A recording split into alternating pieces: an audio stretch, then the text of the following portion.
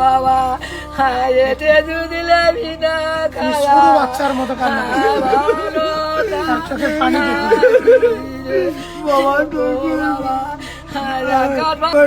বাবা তার চিন্তা খাই এই টাকাটা দর করছে ঘর দেওয়া তো নেই সে মাঠ কুটে কাজে তুলছে টাকা তুলছে না বাবা আমার কাছে এই ঘর কোনো আমার করে দেওয়া না আল্লাহ তোমার ভালো করি বাবা।